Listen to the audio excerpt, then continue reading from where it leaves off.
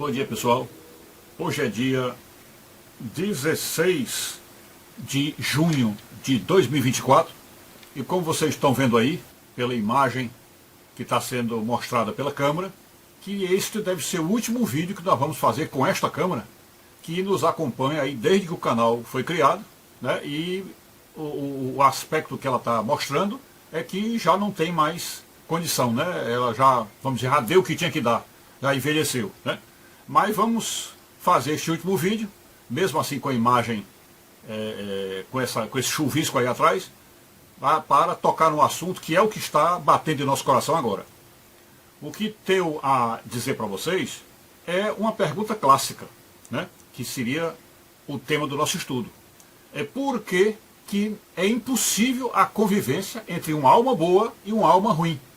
Porque é impossível conviver almas boas e ruins no mesmo ambiente, no mesmo espaço. Então esta é a nossa questão. E o que temos a colocar para vocês é que nós temos que nos lembrar que o próprio Deus nos deu este exemplo, né? O próprio Deus nos deu este exemplo. E qual foi o exemplo que ele nos deu? Muito antes da humanidade nascer e os problemas entre o joio e o trigo aparecessem, Deus já nos deu exemplo. Qual foi o exemplo que ele nos deu? É o seguinte, podemos perguntar, por que Deus expulsou os anjos, entre aspas, maus? Por que expulsou os anjos maus da convivência com os anjos bons? Por que Satanás foi expulso do céu? Por que os demônios foram expulsos de lá, no tempo que ainda eram anjos? Por que foram expulsos? Porque Deus percebeu que era impossível a convivência do bem com o mal. Impossível. Deus jamais tomaria uma atitude tão drástica, tão violenta, tão brutal, se houvesse alguma possibilidade de dar certo os demônios conviverem com os anjos, não é? Então fica claro, nessa atitude de Deus, que é impossível a recuperação de um demônio. Impossível. Não é uma questão de Deus poder ou não fazer milagre, não. É porque se Deus chegar ao ponto de salvar um demônio, ele terá então que fazer algo contra o livre-arbítrio do demônio. O demônio é livre, tem liberdade. Então, se eles não quiseram, os anjos maus não quiseram ficar com Deus, não há como Deus os impedir de ir embora e de saírem, né? E mais ainda, Deus percebeu que se deixasse eles vivos, ou se deixasse eles convivendo com os anjos bons, e eles não se convertendo, não se modificando, isso haveria um prejuízo muito grande dentro do reino de Deus, por causa da influência do mal na cabeça dos inocentes, porque anjos também têm inocência, ok? Mas vamos partir para chegar aqui na criatura humana, no ser humano. Alguém vai perguntar, João, então tá certo, então por que Deus, Jesus lá no Evangelho, diz que importa que o joio fique junto do trigo? Porque quando os apóstolos perguntaram se deveriam tirar determinadas pessoas de perto dele, né, de perto deles, do grupo de Jesus, Jesus disse, não, importa que o joio fique junto com o trigo até a consumação do século, né? Então, isso aí ficou bem claro no Novo Testamento. E aí, então, a pergunta que a gente vai colocar agora é o seguinte, é por que o joio tem que conviver com o trigo? Tem 3 respostas para isso, 3. Primeiro é que o joio convivendo com o trigo, há a possibilidade do trigo influenciar o joio e o joio se converter. Então há essa possibilidade.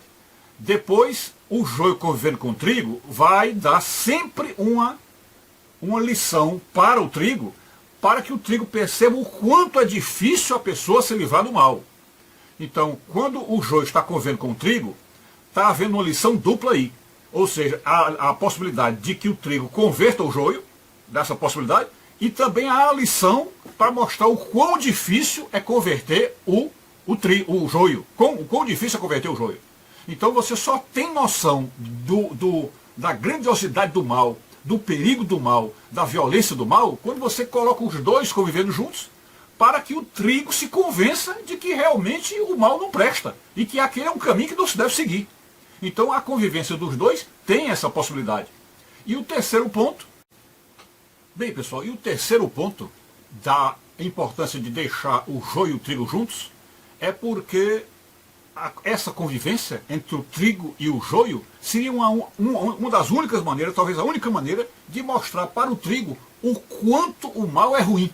O quanto o mal é ruim. Seja, vamos dizer assim, chocar mesmo, alarmar o trigo para que ele saiba o quanto o mal é ruim. Porque sabendo da maldade, da extrema maldade do mal, da destrutividade do mal, isso leva a um certo medo, um certo receio de não apenas se tornar mal e perder até a graça de viver, perder a alegria de viver, perder a sanidade mental, mas também de ser expulso de Deus, expulso por Deus. Né?